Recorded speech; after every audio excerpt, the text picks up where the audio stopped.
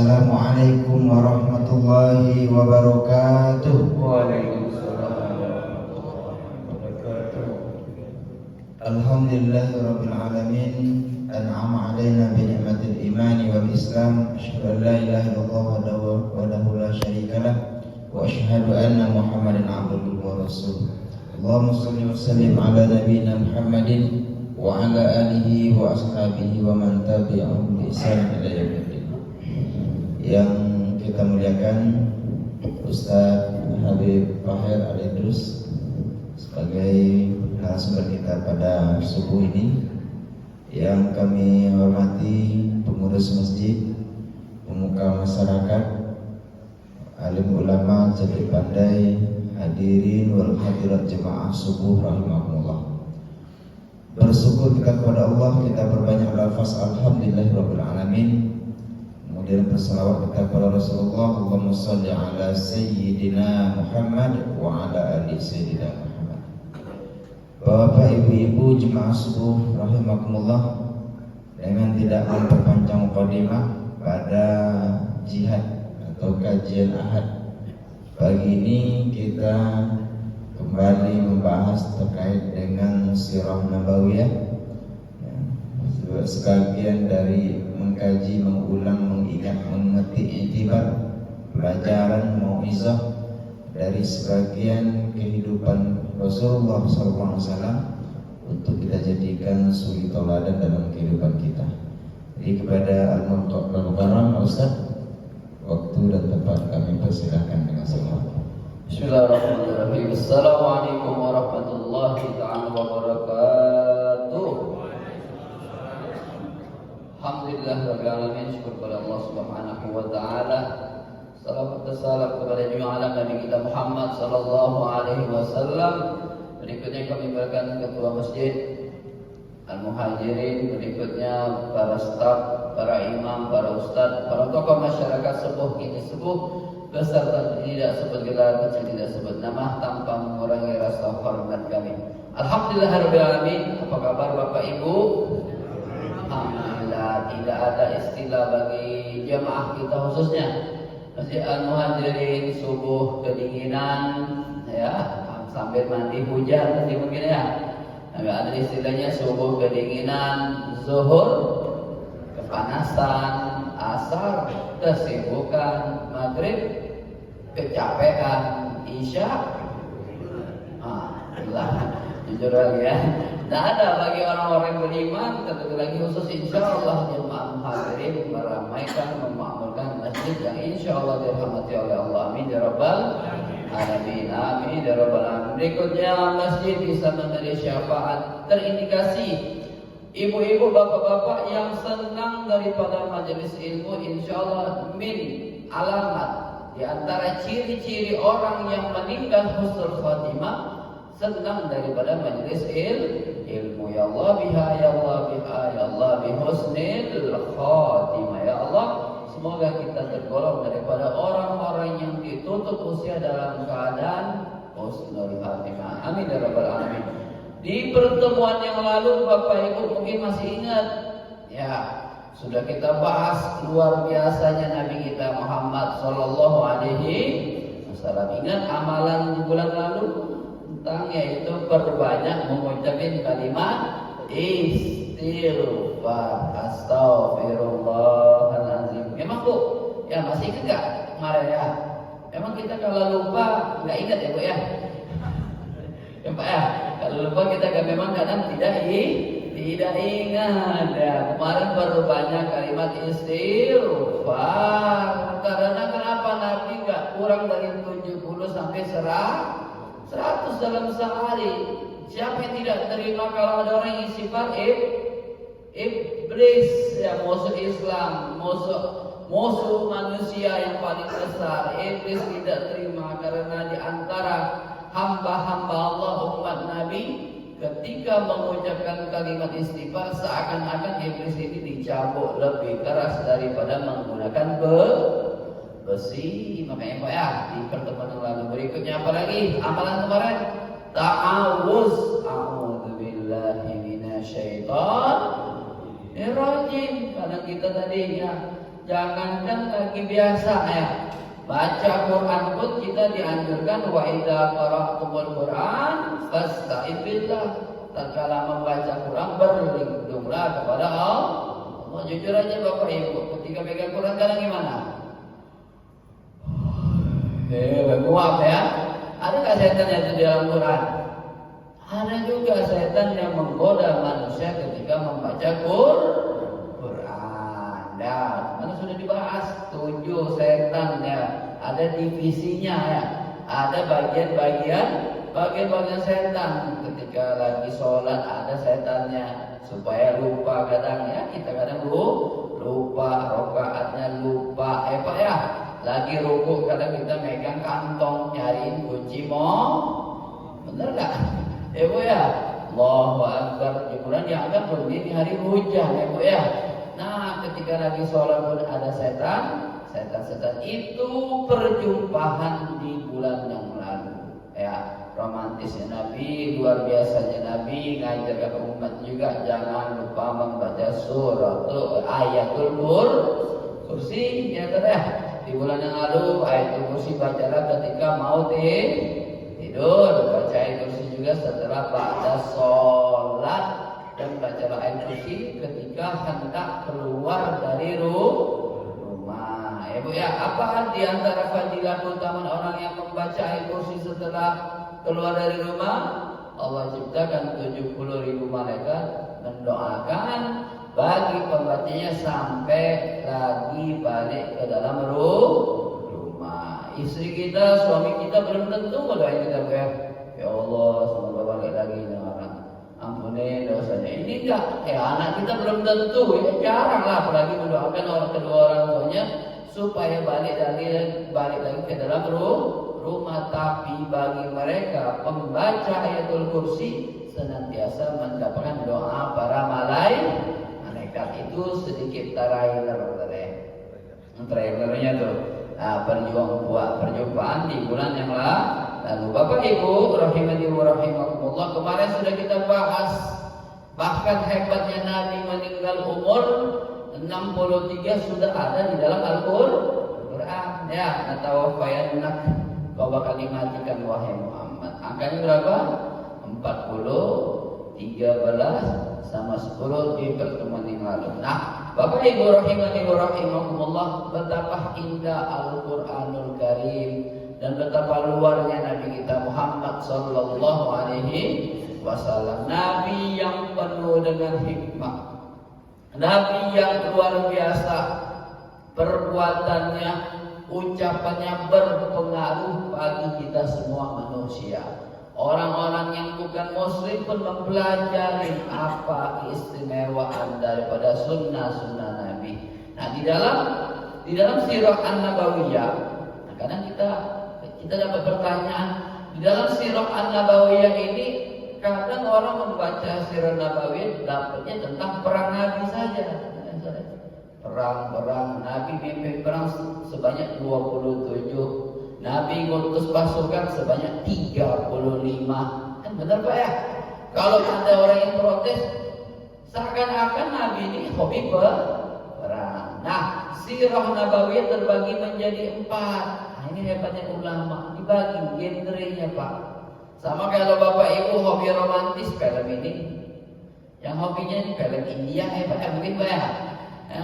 Yang hobi ada bagian-bagian masing-masing. Yang hobi perang film ini ada bagiannya. Gitu juga sejarah Rasulullah SAW sudah terbagi menjadi 4 bagian secara garis besar.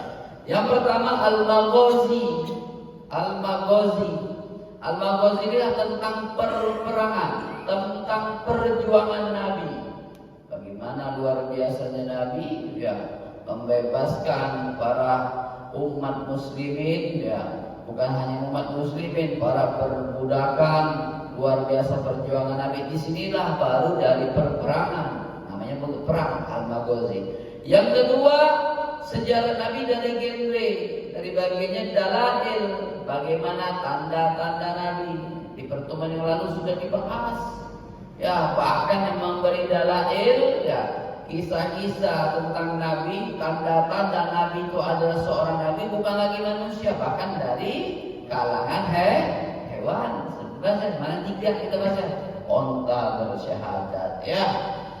Bahkan ada biawak juga ya mengucapkan kalimat syahadat. Bahkan serigala pun ngasih tahu sahabat Nabi bahwasanya Nabi akhir zaman telah diutus. Nah ini namanya pertama maghazi perperangan perjuangan Nabi. Dalail bahwasanya nomor 2 genrenya ya, sejarah Nabi daripada menunjukkan Nabi ini memang Nabi Pak. Sama kalau kita ngomong ada suatu orang RT, mana RT-nya? Ini RT-nya. Tandanya apa? Siapa saksinya? Mana rakyatnya? Kan gitu ya. Mana warganya? Nah, itu di dalail. Nabi ada dalail. Jadi sejarah Nabi nomor 2 genrenya bagiannya ada memang dalail. Bagaimana itu benar Nabi? Siapa yang menunjuk Nabi? Apa tanda-tandanya? Ini dari dalail. Berikutnya lagi ada namanya syama'il. Syama'il ini diantaranya sifat-sifat Nabi, lemah lembut, bertutur kata, kalamnya penuh dengan makna, setiap gerak-geriknya semuanya di situ berpengaruh bagi kita manusia. Berikutnya lagi al-khosais, nomor 4, keistimewaan Nabi kita Muhammad sallallahu alaihi wasallam. Kalau syama'il tadi itulah Bu, bentuk tubuhnya, fisiknya, matanya, sifatnya, pemimpin yang luar biasa. Nah, di antara sifat Nabi itu, Nabi memang bukan hanya saja ngomong-ngomong doang nih, baik kata kita ya. Jadi pemimpin bukan cuma ngomong-ngomong doang. Nabi memang langsung turun sebagaimana perang Badar, Bapak. Itu perjalanan kaki dari Nabawi ke perang Badar sejauh 150 km. Jauh Pak ya, 150 km. Ketika perang Badar tersebut, Nabi dengan para sahabatnya sebanyak 313. Ya, saking kekurangan ya, jauh medannya, terjalan lain sebagainya. 3 orang menggunakan 1 ekor onta Pak, ganti-gantian. 1 ekor onta dipakai 3 orang, tapi 3 orang ini nggak langsung 3-3-nya naik, ganti-gantian. Nabi dengan 2 sahabatnya dan keluarganya juga bernama Abu Thalib dan Abu Lubabah. Apa ya? 1 onta ganti-gantian. Pertama bagian Nabi, jalan Nabi menggunakan onta. Abu Thalib dan Abu Lubabah sudah bagian tadi, sudah sepakat. Nanti ketika bagian kita, biar aja Nabi di atas onta. Benar Pak, sudah selesai bagian Nabi, gitu Pak. Sahabatnya ngikutin kata Nabi, 1 onta, 3 orang ke medan perang. Sebenarnya mereka bukan mau perang, pengen ngambil hak mereka, ya. Panjang kali dia berceritanya. Tapi itulah kata Nabi sudah luar biasa. Ketika bagian Nabi mau turun, dihalang oleh Abu Thalib sama Abu Lubabah. Namsi ma'aka ya Rasulullah. Sudah silakan aja Rasulullah, bagian kami ambil untukmu supaya engkau terus jalan di atas onta. Tapi itulah Rasul sallallahu alaihi wasallam, beliau tidak menerima kalau beliau disuruh diistimewakan di antara para sahabat. Beliau Nabi nggak mau disuruh turun. Nah, beliau Nabi nggak mau disuruh turun, Nabi paksa mereka untuk naik di atas onta. Nabi tidak mau menerima daripada bagiannya untuk berjalan kaki masih di atas onta. Apa kata Rasul? Kalau nggak hafal baca aja hadisnya ya. Bahaya nih hadis ya Pak ya. Qala Nabi, apa kata Nabi? Ma antuma bi aqwalal masyi minni wala anna bi aghna 'anil ajr minkuma. Kata Rasul apa? Sebagaimana kalian mampu jalan kaki, aku juga mampu untuk berjalan kaki. Kan Nabi disuruh turun. Kan Nabi bagiannya turun, tapi Nabi ditolak sama para sahabatnya Abu Thalib, Abu Lubabah. Udah Rasul kenaikannya kami jangan segan para sahabat Nabi kalau jalan kaki. Enggak, kata Nabi, sebagaimana kalian mampu untuk jalan kaki, aku juga mampu untuk jalan kaki. Apa kata Nabi? Wala anna bi'agna 'anil ajr minkum. Aku juga butuh ganjaran pahala sebagaimana kalian butuh ganjaran pahala. Ini apa-apa hadisnya Imam Ahmad nomor hadis 3901. Apa ini daripada hikmahnya?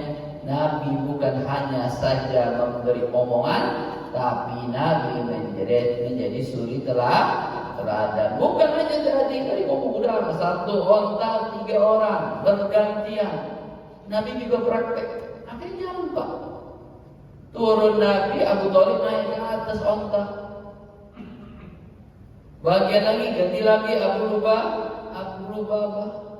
Inilah Nabi menunjukkan bahwasanya walaupun beliau statusnya seorang Sayyidul Mursalin, pemimpin para rasul, khatamul anbiya, penutup para nabi, melepaskan kepemimpinannya itu kalau sudah dia memberikan contoh. Beliau juga butuh daripada kitanya adalah hambanya Allah nunjuk. Apapun pangkatnya, apapun kedudukannya, nahnu ibadillah. Kita adalah hamba Allah. Nahtaju ilal ajr. Kita butuh daripada ganjaran pahala, warahmah wal maghfirah, pengampunan dan rahmat Allah. Jadi Nabi udah praktekin kayak kemarin tuh. Nabi juga praktekin apa setiap hari? Istighfar. Inilah Nabi Rasul Muhammad sallallahu alaihi wasallam. Jadi Nabi yang penuh hikmah, Nabi yang penuh rahmat, Nabi penuh maghfirah. Nabi sudah nyontohin. Ya, kita menjadi pemimpin sudah dicontohin. Nabi bahkan beristighfar tidak pernah kurang. Seumur hidupnya sebanyak 70 sampai 100 kali. Nah, Bapak Ibu rahimani wa rahimakumullah, Nabi penuh dengan kasih sayang. Itulah Rasul sallallahu alaihi wasallam. Di antaranya ada orang yang pernah celoteh. Aneh orang Islam. Sedikit-sedikit hadis Nabi ini ada riwayat hadisnya. Entah itu sahih, entah itu hasan, atau itu dhaif, lemah. Ya, contoh Nabi pernah menegur anak kecil. Ya, namanya Aba Umair. Ya Bapak Ibu ya. Aba Umair ini pelihara burung kecil, burung pipit, burung kecil. Pipit kecil lah ya, besar elang. Ini namanya Aba Umair. Nabi pernah ngomong, ya Aba Umair, ma fa'alan nuger. Hadis ini singkat. Yang protes orang yang gini Pak. Bahkan ma'auzubillah ada orang Islam. Apa ini hadis Nabi menjadi catatan bagi umat muslimin akhir zaman? Kan cuma omongan. Ya Aba Umair, ma fa'alan nuger. Wahai Bapak Umair, wahai Bapak Umair, kenapa burungmu? Burungnya mati, ditegur sama Nabi. Dibesarkan hatinya. Anak kecil melihara burungnya mati. Ditegur sama Rasul sallallahu alaihi wasallam. Ada yang protes, umat-umat akhir zaman. Nah, ada ulama namanya Ibn Qos, dia dalam kitabnya. Dari sini Pak, hadis Nabi yang singkat. Wahai Bapak Umair, kenapa burung? Hadisnya pendek.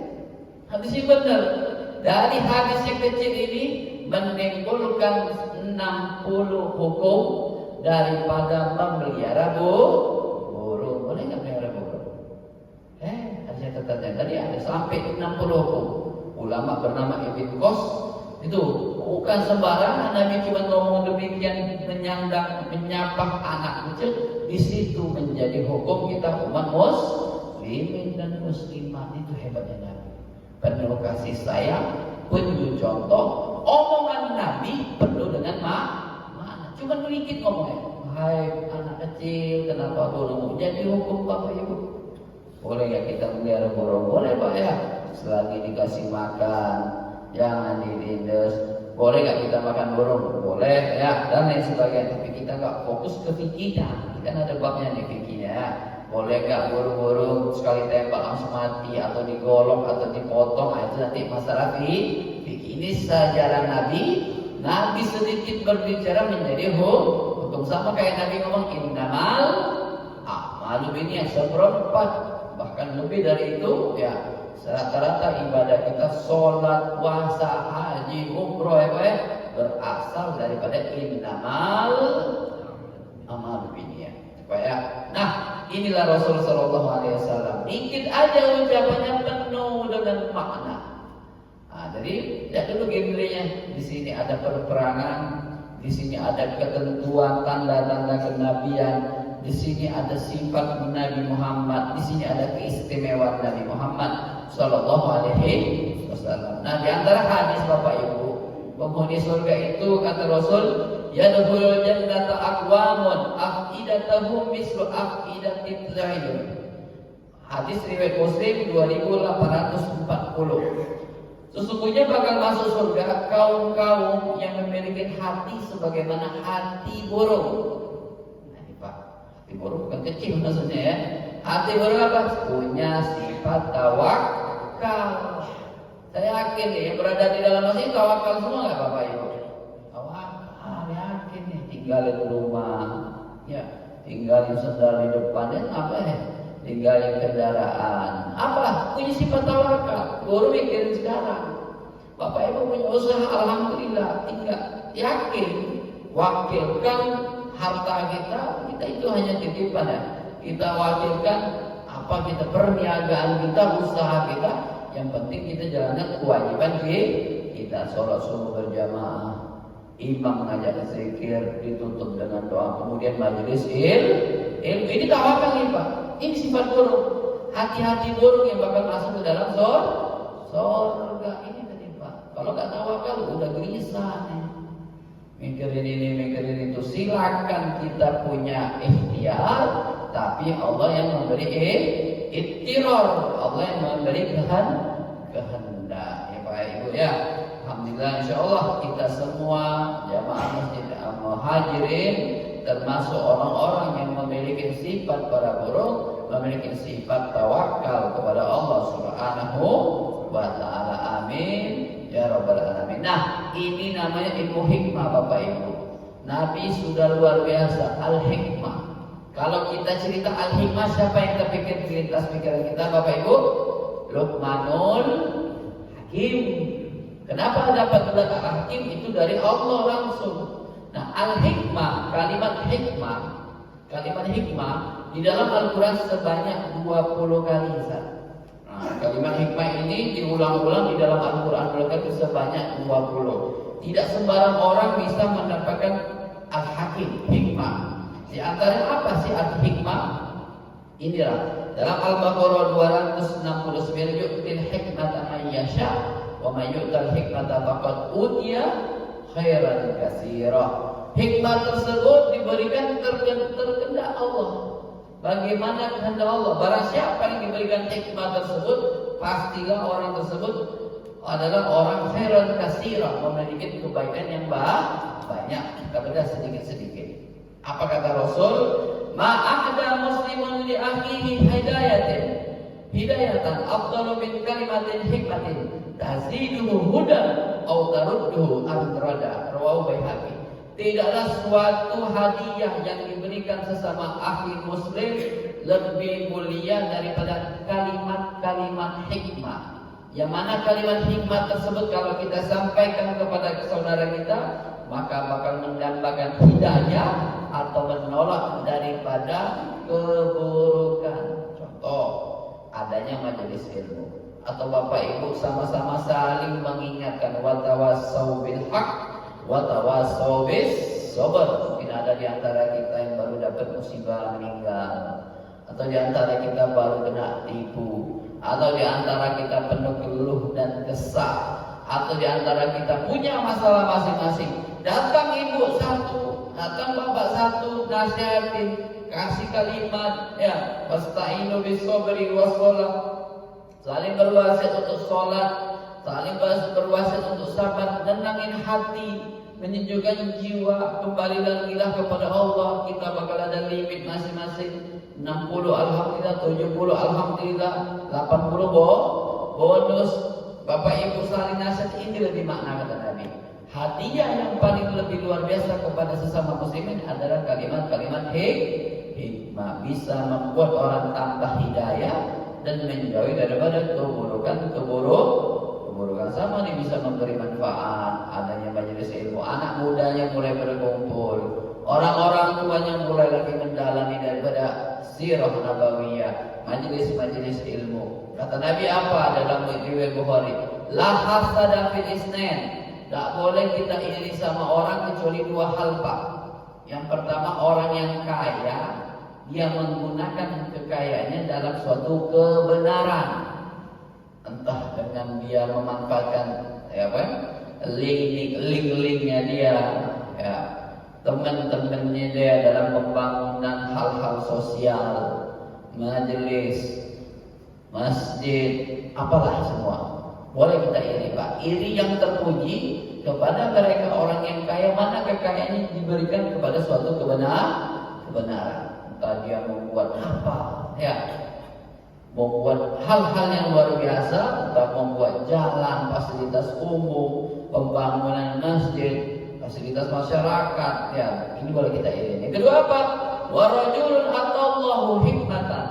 Yang nomor dua, kita iri kepada orang yang penuh dengan ilmu hikmah, yang dia hidup dengan hikmah tersebut dan dia mengajarkan manusia. Siapa tadi kita kalau terpikir hikmah? Luqmanul Hakim. Siapa Luqmanul Hakim? Nah, ini dibahas. Wah, berapa buku nih kita bedah nih. Luqmanul Hakim ini Bapak Ibu adalah seorang yang luar biasa. Dikatakan oleh Imam Qurtubi dalam tafsirnya, Ghairun Nabi, bukan Nabi, Pak. Imam Qurtubi bukan Nabi, Luqmanul Hakim bukan Nabi. Wa qala Ikrimah wa Sya'bi, beliau mengatakan innahu Nabi. Ada dua ulama. Jumhur ulama, banyak ulama mengatakan Luqmanul Hakim bukan Nabi. Tapi ada dua ulama terbesar, ulama besar juga, Asy-Sya'bi dan Ikrimah mengatakan innahu Nabi. Dia adalah seorang Nabi. Intinya apa? Adalah orang soleh yang penuh dengan hikmah. Dalam kitab Hasyiatul Jamal al-Jalalain, Luqmanul Hakim ini adalah wazir, menterinya Nabi Dawud alaihissalam. Asy'aman al-fa'am, hidupnya sampai umurnya panjang. Hidupnya luar biasa. Luqmanul Hakim al-fa'am, umurnya sampai 1000 tahun Bapak Ibu. Ternyata dia adalah keponakan Nabi Ayub. Nabi Ayub punya saudari, adik beradik, cewek perempuan, punya anak. Inilah Luqmanul Hakim. Jadi keponakan Nabi Ayub, umur 1000 tahun. Dia juga wazir, menterinya Nabi Daud alaihissalam. Nabi Daud jadi raja, menjadi rasul, Luqmanul Hakim dipegang menjadi menterinya, bahkan menjadi nasihat seorang nabi. Ini Pak, kalau nabi, seorang manusia, ibu, manusia yang sudah dapat ilmu hikmah, disitulah bahkan nabi pun mendengarkan apa nasihat dari seorang yang penuh dengan hikmah, walaupun dia seorang rasul. Kalau rasul kita, nabi kita Muhammad, itulah tadi omongannya saja tadi tentang burung menciptakan beberapa hukum. Omongannya Nabi, perbuatan Nabi penuh dengan hikmah. Bagaimana cara kita mencari hikmah, menjadi orang yang manfaat? Apa itu hikmah? Hikmah terjauh dari suatu kebodohan dan suatu hal-hal yang buruk. Bahkan hikmah, Nabi Isa alaihissalatu wassalam mengatakan, pernah bertanya Nabi Isa kepada Hawariyun, umatnya, ya, Hawari, para umat Nabi Isa ditanya, aina tanbutul habba, di mana tempat tumbuhnya benih-benih tumbuhan tanaman. Qalu fil ard, ya Isa, kalau tanam itu enggak jauh-jauh, tumbuhnya di mana? Di bumi. Itu aja kok susah kan? Kadzalikal hikmatu la tanbutu illa fi qalbin mislul ardi. Demikian juga orang yang kalau pengen hikmah tumbuh dari hatinya, dari ucapannya, dari perbuatannya, dia mesti punya hati bagaikan bumi. Apa artinya Pak? Rendah hati, tawadu, menerima kebenaran dari manapun, entah itu dari yang lebih muda, ya, entah itu dari yang lebih lagi, padahal kita bisa lebih mengenalkan yang dia ucapkan. Tapi kalau selain itu benar, maka dia terima. Ini tadi hikmah akan diberikan kepada hati-hati manusia yang penuh dengan kerendahan sebagaimana bumi. Jadi jangan sampai kita punya sifat sebagaimana sifat langit, sombong, ya gitu ya. Kalau bumi penuh dengan buah-buahan, penuh dengan harau gitu ya, penuh dengan air terjun, penuh dengan keindahan, tapi langit sombong. Kita tinggal di bumi, bersifatlah dengan sifat penduduk bumi. Kita masih tinggal di bumi, jangan sampai bersifat penduduk langit. Kalau seandainya kita bersifat dengan sifatnya penduduk bumi, insya Allah diberikan ilmu hikmah sebagaimana Luqmanul Hakim. Bahkan beliau bukan seorang nabi, tapi nabi saja mendengarkan ucapan Luqmanul Hakim. Apa di antara ucapannya yang paling luar biasa, Pak? Luqmanul Hakim pernah ditanya, "Bima balagta kama balagta?" Wahai Luqman, bagaimana kau bisa menjadi Luqmanul Hakim? Namamu bakal dikenal umat akhir zaman. Bahkan Nabi Daud indah, Pak, sekali baca kitab Zabur, suaranya yang merdu, orang sakit bisa sembuh. Ya, binatang-binatang yang lagi gelisah pada diam, jiwa-jiwa yang meronta pada tenang. Saking indahnya bacaan Nabi Daud. Itu, Pak. Yang lagi badai pun kalau seandainya Nabi Daud membaca Zabur, maka tenang itu badai. Saking indahnya suara Nabi Daud. Apa kata para masyarakat setempat? Wahai Luqman, bagaimana kau bisa mendapatkan ilmu demikian? Seorang Daud alaihissalatu wassalam dengan suara yang merdu, Zabur yang dia bacakan bisa menyembuhkan orang. Ya, tapi denganmu dia bisa mendengarkan ucapan langit di atas langit ini, Pak. Ya kan gitu ya. Ini Rasul baca bahasa Zabur hebat. Tapi juga beliau yang ahli Zabur mendengarkan Luqmanul Hakim. Apa kata beliau? Yang 3, Pak, syaratnya. Bisidqil hadis, jujurlah dalam berbicara, enggak usah dusta, enggak usah neko-neko ya brother ya, enggak usah beraneka ragam. Wa adaul amanah, tunaikan amanah. Banyak penyelewengan. Ya, mentang-mentang ini dipotong, mentang-mentang itu disenggol, mentang-mentang ini tidak amanah. Bahaya amanah ya. Sedikit hadis, ada amanah wa tarki ma la ya'ni. Yang ketiga apa kata Luqmanul Hakim? Pengen penuh dengan hikmah, maka tinggalkanlah suatu hal yang tidak ada faedah. Banyak di antara kita ya, kehidupan kita masing-masing banyaknya yang enggak ada faedah, yang enggak perlu dibahas, enggak usah dibahas. Nah, ini lagi. Bahkan Luqmanul Hakim senantiasa menasihati masyarakat, ya bunayya ittakhidh taqwallah ta'ala tijaratan. Ketika kau berbisnis, berdagang, jangan lupa taqwallah. Bertakwalah kepada Allah. Maksudnya apa? Punya bisnis dengan takwa, berdagang dengan takwa, timbangan jangan main-mainkan ya. Itulah kasihan nikel itu ya. Pertalite dibuat jadi pertama, enggak ada takwa Allah pajak di mana-mana. Enggak usah curhat ya. Ya tinggal min ghairi fidhanah, kata Luqmanul Hakim. Orang yang senantiasa beliau berbisnis dengan takwa Allah, insyaallah bakal dibalikkan keuntungan tanpa modal. Makanya di antara resepnya kekayaan Abdurrahman bin Auf, di situ dia menasihatkan jujur, ada namanya takwa. Takwa cuma bukan hanya ngomong takwa, tapi jujurlah dalam bertingkah laku. Terakhir, masih ada waktu ya. Terakhir, ucapan Luqmanul Hakim yang senantiasa boleh kita amalkan nih Pak. Semuanya kita amalin dengan kadar kita masing-masing. Ya bunayya, wahai anakku, ketika kau pengen makan, maka makanlah sepaling enak makanan. Bingung orangnya. Wahai anakku, kalau mau makan, makanlah paling enak. Makannya apa pagi nih? Infonya berkuah nih, gitu ya. Nah, ini contohnya Pak. Ini Luqmanul Hakim, kalau mau makan, makanlah makanan paling enak. Roti, susu ya. Contoh ya. Kalau mau tidurlah kasur yang paling empuk. Wah, semua harus ada 30 juta ya. Tidurlah dengan kayak tidur yang paling kasur yang paling empuk. Ini nasihat Luqmanul Hakim. Kalau kau mau tinggalan di rumah yang paling bagus. Nasihatnya depan anak muda. Protes, instruksi, wahai Luqmanul Hakim. Gimana kami makan paling enak? Roti susu udah alhamdulillah, ya kan gitu contoh ya. Gimana kami pengen tidur? Kasur Palembang sudah alhamdulillah, apalagi king coil ya, mahal itu Luqmanul Hakim kan itu ya kalau di zaman now nih ya. Bagaimana kami pengen tinggal di rumah yang paling enak? KPR 15 tahun tipe 36 udah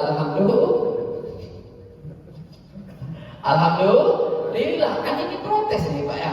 Gimana kami pengen tidur paling enak, makan paling enak, tinggal di tempat paling enak? Apa kata Luqmanul Hakim? Ketika kau pengen makan, baguslah kau dalam keadaan perut lagi lapar. Jujur Bapak Ibu lapar gak? Pasti enak tuh makanan. Benar kata Luqman kan? Ketika perut, maka kalau bisa makanlah ketika perut dalam keadaan pasti semua makanan pasti akan enak. Pernah ada Pak? Apalagi anak pesantren Pak. Ada namanya lapar malam Pak. Bangun-bangun tidur lihat, iya lihat apa dah kayu jadi roti saja. Aduh, ada makanan lagi, koperasi tutup, nggak ada makanan apa mau digigit ya dah. Nah, perut lagi lapar, semua makanan pasti walaupun rasa agak hambar, ya campak apa hambar gitu ya. Nah itu kata Luqman lagi. Kosongkan perutmu. Ketika kau makan apapun makanan, maka perutmu akan semua makanan akan. Artinya apa? Bersyukur. Itu maksudnya. Makan makanan paling enak. Kosongkan perut, maka semua makanan akan enak. Yang kedua apa? Tidur kasur paling enak. Kan gitu ya. Kerja keras, aktivitas produktif, sholat, ngaji, yang punya aktivitas. Habis ini mungkin ada olahraga, ngurus anak, mungkin ngurus cucu, ngurus. Udah capek, kira-kira kalau tidur gimana Bapak Ibu? Nyenyak, walaupun di atas sejadah, gitu ya. Bukan nyinggung nih, memang enak kan tidur di atas sejadah. Lagi subuh-subuh ya. Nah itu, ketika lagi aktivitas banyak, kerja keras, tidur pun agak pasti banyak. Jangan tuh di atas karpet, pinggir jalan aja tuh kalau lagi capek itu maksudnya. Produktif, aktivitas, kerja keras, pasti tidurmu akan berkualitas. Itu bukan musik pakai kikoin tadi harga 30 juta ya. Yang terakhir, wa'afdul bait, tinggallah di rumah yang paling enak, kata Luqmanul Hakim. Ini Nabi Daud dengerin Pak ucapannya Pak. Gimana tidur tempat paling enak? Ya, di istana raja. Enggak kan? Sesungguhnya rumah yang paling indah, rumah yang paling nyaman di dunia ini adalah hati. Kita berada di dalam hati-hati manusia. Ketika kau bagus di hati-hati manusia, maka situlah tempat tinggalmu yang paling baik. Maka buahlah histori sesama jemaah muhajirin, Masjid Nurul Amin, masjid mana lagi? Masjidul Ummah, masjid mana lagi? RT sini, RW sana. Berbuatlah sesama manusia. Maka inilah rumahmu yang paling indah. Bukan tinggal di rumah yang mewah, tapi hati kita, amal kita, perbuatan kita yang diingat manusia, yang ditinggal manusia, ketika perbuatan kita indah di hadapan mereka. Ini ucapan Luqmanul Hakim. Bahkan seorang Nabi Daud yang paling indah saja membaca Zabur terpesona mendengarkan ucapan Luqmanul Hakim. Jadi Bapak Ibu, Nabi itu luar biasa.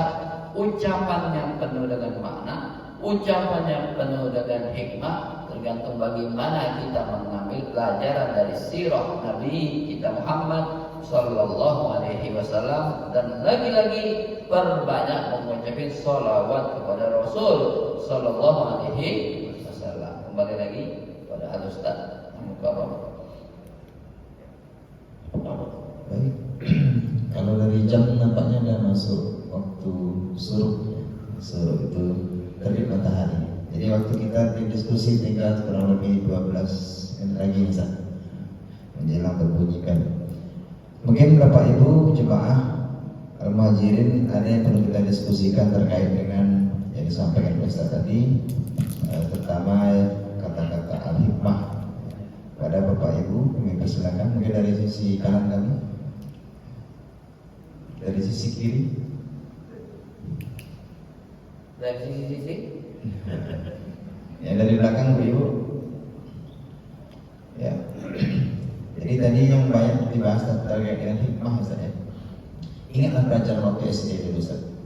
Belajar PKN. Kerakyatan yang dipimpin oleh hikmah, kebijaksanaan dalam bermusyawarah perwakilan. itu hikmah ya. Hikmah. Hikmah. Ya. Terus Ternyata ulama-ulama kita dulu, apa nama itu, Haji Abu Salim, ya, Hadratus Syekh Hasim Asy'ari, Kahar Muzakir yang menyusun itu, ternyata mereka sudah menempatkan ahli ilmu itu yang mampu menyelesaikan masalah kita. Jadi kepemimpinan itu harus diserahkan kepada ahli ilmu. Jadi makna hikmah tadi kan ilmu saya. Jadi terkait dengan hikmah tadi antum jelaskan terkait dengan kisah Luqman Hakim sebagai orang soleh yang ahli hikmah, banyak pengajaran-pengajaran. Nampaknya tak ada hidup itu susah, kalau makan itu nampaknya enak terus, kalau tidur itu nampaknya enak terus, kalau tempat tinggal itu enak semua. Jadi kebahagiaan itu tidak tergantung kepada materi, tidak tergantung kepada tempat.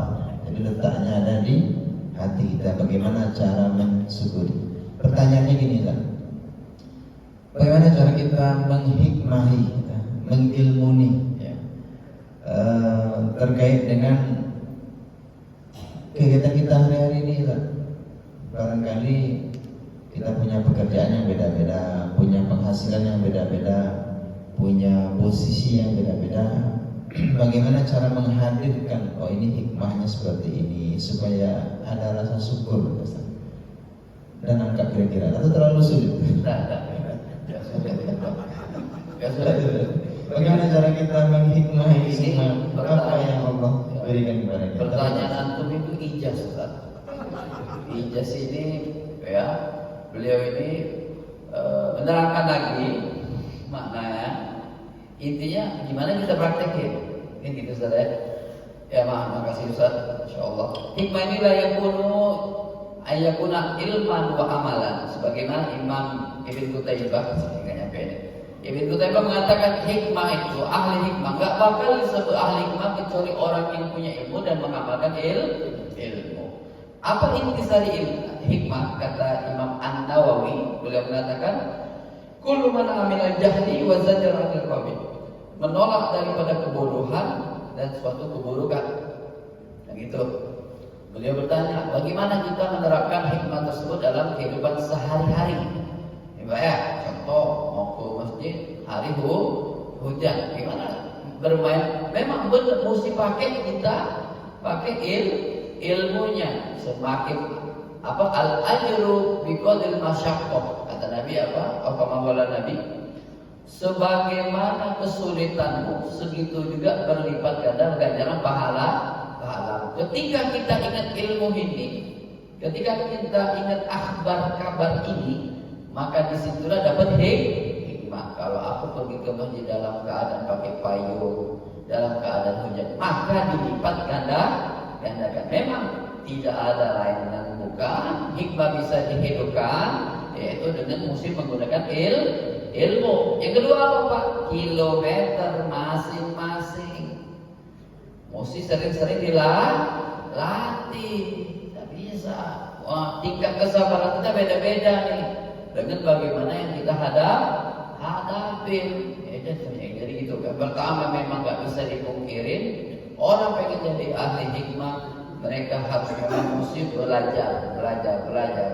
Makanya Nabi nggak pernah, apa kata Nabi? Tidak ada keberkahan ketika mendapatkan matahari terbit kecuali bertambah ilmu. Nabi itu Rabbi zidni ilma. Nabi harus bertambah setiap hari wajib belajar. Maka Makanya kita para santri yang kita pernah belajar terus. Mazil tuh taliban, aku masih senantiasa dalam keadaan murid. Kita senantiasa belajar. Tapi inilah kita sama-sama menyampaikan. Jadi kalau pengen jadi ahli hikmah menerapkan sehari-hari kita, ilmu pasti. Yang kedua apa? Kilometer masing-masing praktekin. Ya, praktekin. Bapak mungkin pernah ditipu orang Pak ya. Harta Bapak mungkin ditipu orang, diambil orang. Tanpa sepengetahuan Bapak. Kan sini Pak ya. Gimana menghidupkan itu? Tahu hadis Nabi lagi. Ada di antara penduduk surga bukan banyak sholat, bukan banyak ibadah, bukan banyak pahala. Tapi apa?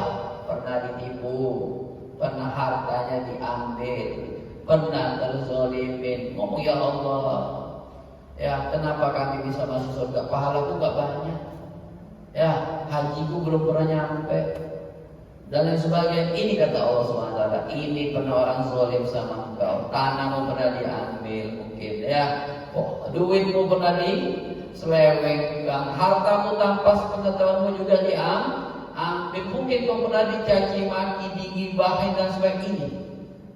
Nah, hadis ini dari mana Bapak tahu? Dari ilmu. Nah, makanya bagi lagi, adapun kita pengen belajar alih menghidupkan hikmah dalam kehidupan masing-masing, di antara yang tidak dan tidak belajar dan kemudian kita praktek. Dengar tadi, maka udah ketika ada tadi udah baca astagfirullahaladzim, ya dapat nikmat syukur, ya dapat ujian bersabar, kalau ucapanlah istirja, innalillahi wa inna ilaihi raji'un. Jadi yang kedua adalah kilometer masing-masing. Mungkin Bapak Ibu menjelang waktu surut ada yang mau ditanyakan? Kalau ilmu hikmah ini luar biasa. Silakan Pak.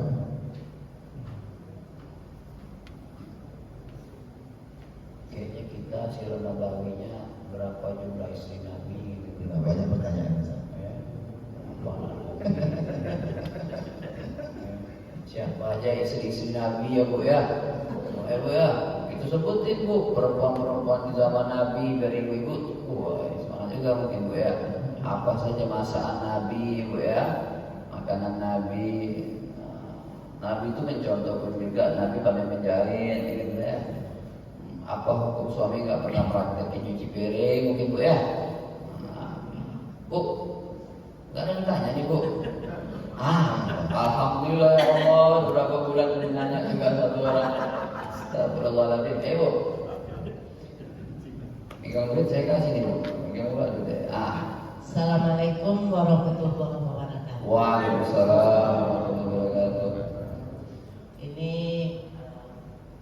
ceramah kita betul-betul mengintrospeksi terhadap diri kita, Ustaz. Masya Allah. Kita dalam hidup ini kan ada suka dan duka, ada pujian dan ada makian. Nah, apabila kita entah disakiti, entah dirugikan, kita tidak boleh membenci, kan gitu Ustaz. Nah, kira-kira apabila kita dirugikan oleh seseorang atau dicaci maki sama seseorang, ya apa kira-kira supaya kita itu tidak ada rasa benci antara kita. Nah, kira-kira bagaimana ukiannya mengontrol jiwa kita agar kita memiliki jiwa yang bersih. Masya Allah, terima kasih Bapak Ustaz. Jazakumullah khair. Ya, apa colok aja matanya Bu ya, gitu Bu ya. Ada video gitu ya, apa colok aja nih matanya ya, kepijak aja nih orang ya, gitu Bu ya. Nah, apa kiat-kiat ketika kita dizalimin orang supaya kita benci nggak boleh, kayak gitu Bu ya. Nah, sebab kita pengen masuk surga kayak punya hati burung, nggak ada dendam, walaupun burung dilemparin ya, diusir, kan gitu burung ya Pak ya, diusir, ditipu, dikeranjangin ya.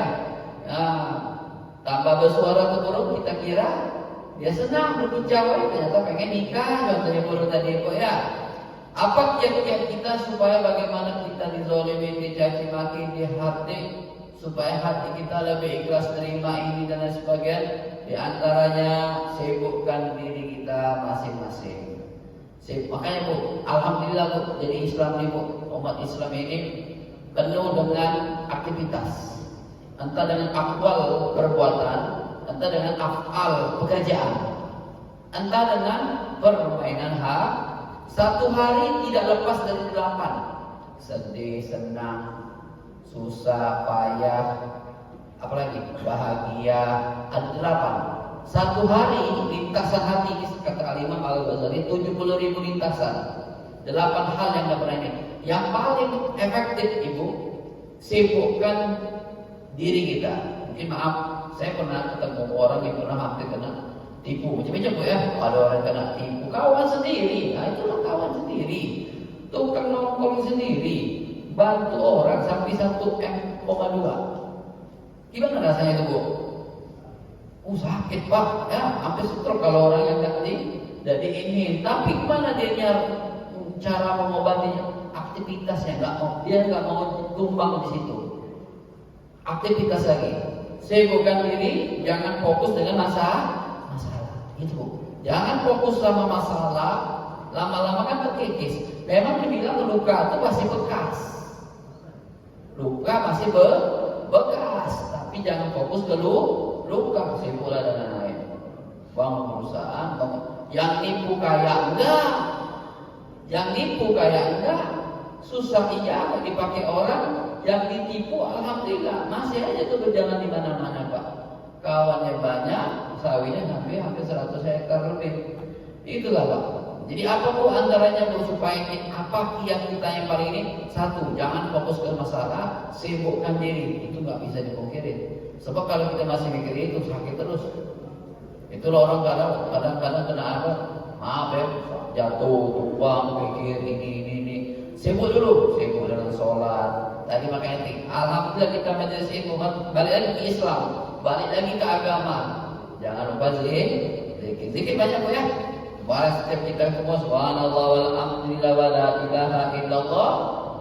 Pernah satu SKS kita bahas ini Saudara, keutamaan daripada ucapan tadi, kemarin istighfar, sudah sibukin aktivitas kerjaan kita. Jangan fokus kepada masalah itu. 2 poin itu aja. Semoga bisa memberikan penerangan. Iya. 2 poin. Ada lagi Pak? Terima kasih Ustaz. Ya, sama Bu. Insyaallah. Baik, Bapak Ibu yang kami muliakan, udah mulai kita petik kesimpulan Ustaz terkait dengan antum yang nyimpulkan. Iya.